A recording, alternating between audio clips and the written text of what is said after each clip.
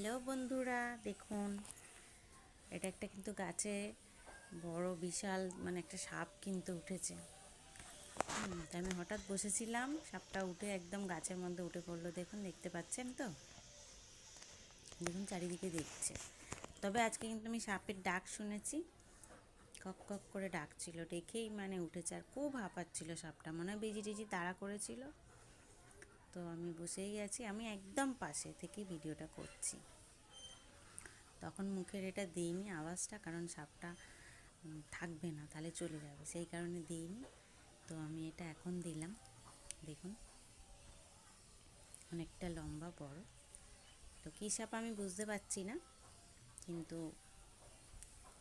সাপটা দেখুন না, কালো কালো কেমন একটা কালো কালো চক্র চক্র দাগ আছে সাপটার মধ্যে। এই দেখুন দেখা যাচ্ছে, এখানে ঘোরাঘুরি করে। এখানে অনেক ধরনেরই সাপ আছে, কিন্তু সব সাপের নাম আমি জানি না। তো এই সাপটা আমি দেখলাম, দেখুন না কেমন গাছের মধ্যে উঠে আছে, চারিদিকে দেখছি সাপটা। তো আমি এই কারণে বন্ধুদের জন্য শেয়ার করব বলে আমি ভিডিওটা তুলে রেখেছি। দেখুন আমি যে ভিডিওটা করছি ওর খেয়ালই নেই, ও দিক কি দেখছে। আমার মনে হচ্ছে বেজি, বেজি ছাড়া তো সাপ তো ভয় পায় না কিছুতে।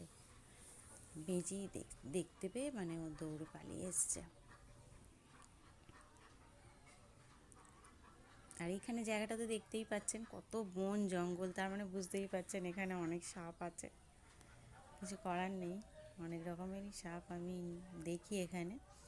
তো সবসময় কাজের মধ্যে থাকি, হয়তো ফোন থাকে না হাতে, আমি ভিডিও করতে পারি না। তো আজকে আমি ভিডিওটা করেছি।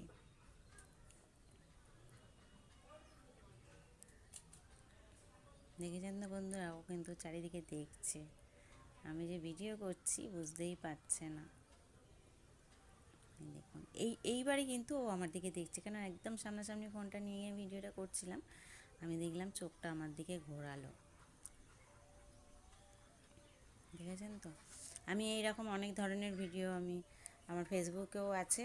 আমি এরকম ধরনের সাপের প্রচুর ভিডিও আমার ফেসবুকেও দেওয়া আছে। তো আমি ইউটিউব চ্যানেলও আছে আমার। আমি তো কোনো কাজ টাজ করি না, তো আজকে ভাবলাম দেখি একটুখানি একটা ভিডিও ছাড়ি। তো দেখুন, তো ভিডিওটা কেমন লাগলো একটু প্লিজ জানাবেন।